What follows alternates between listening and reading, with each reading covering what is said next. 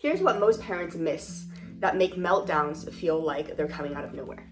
And today, you don't have to be that parent anymore, because we're going to talk about how to detect the early signs before a meltdown actually happens. The first thing to remember is that because these early signs tend to be very small, don't be too hard on yourself. Don't get too frustrated when in the beginning you might miss a lot or even all of it, especially as you're trying to rush through the day. So in the beginning, you might have already noticed that your child is upset or frustrated. And in this case, we can start here.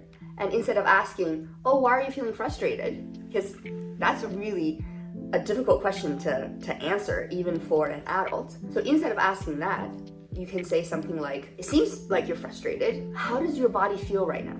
And you might get answers, depending on the child. Oh, my tummy is not feeling so good, or my hands feel a bit tingly, or my legs feel jumpy, or my shoulders feel tight.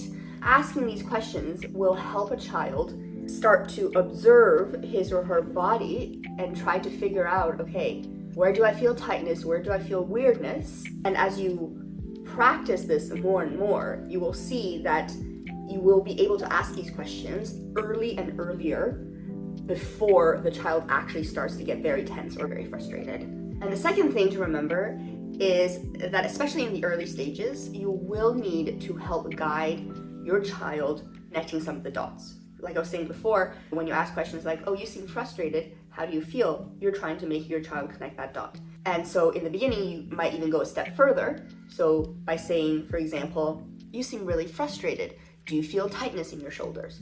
Does your tummy feel funny?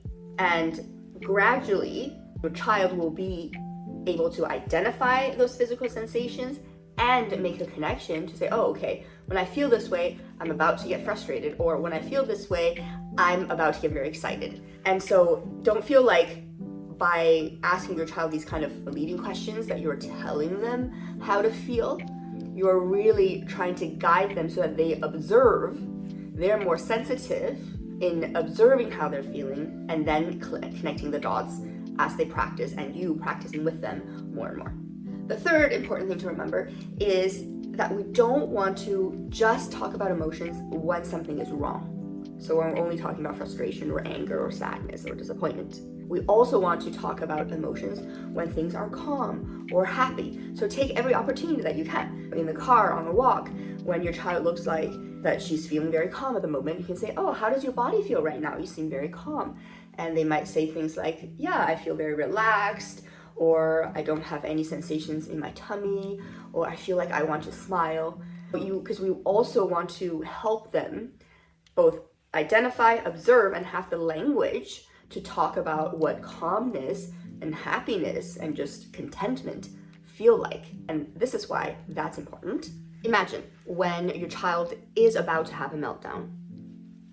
A very effective way to try to pull your child back into a bit of a calmer state is to remind them, hey, remember that when you feel calm, your shoulders relaxed?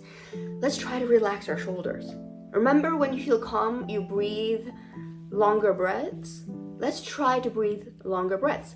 So if they've already practiced and know what calmness feels like, what contentment feels, then it's much easier when you're in the middle of some chaotic situation to remind them of it so that they can then be more mindful of how their body is feeling and how they might bring their body out of that tension or frustration and start to work through the emotions that they're working on. The core takeaway from all this is that we can't expect kids to manage their emotions when they don't even see it coming. And try this on yourself too. The more that we and our children can observe and notice how our bodies are feeling, what our physical sensations are before a emotion happens, whether it's frustration or happiness, the more we're able to then work through how we're feeling and come back to a more stable state, even in really stressful situations, more quickly. And the goal is that by developing this habit of noticing their own physical sensations, then they will be able to pause earlier in a stressful, unpleasant situation. they will be able to control their emotions in a way that it escalates slower. And finally, they will be able to recover. They will be able to recover quicker if they do end up in a very emotional meltdown state. The last thing is that it's just really important to remember that we're not trying to control their emotions. We're not trying to tell them that certain emotions are bad, that certain physical sensations are bad. We're simply trying to help them develop a habit where they notice the different physical feelings and emotional feelings so that they can have more sovereignty over their physical and emotional state. Here's a 1-minute mini body scan. Quick exercise that you could do with your child as often as you want. It brings some structure into how they can start noticing the different sensations in their body. There are 7 parts. So we start with the feet. Number 1, we ask them, how do your feet feel? Or do they feel solid into the ground, warm, cold, sweaty, fidgety? And you move up to the legs. How do your legs feel? Are they sturdy? Are they wobbly? Are they feeling dancy, jumpy? We can move up to the tummy. Number 3, do they feel butterfly, tense, empty, full? And then we can move on to the chest and the shoulders. Do they feel open, relaxed, or really tight, and you feel like crunching them up? Then we move on to the face. Do you feel like you want to smile? Do they feel frowny? Do they feel relaxed? Again, is there tension? And then finally, we move to the hands. Do your hands feel fidgety, clenchy, relaxed?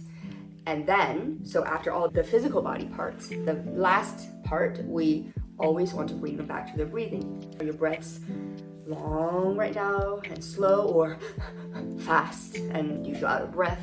So always bring all that back into the breathing.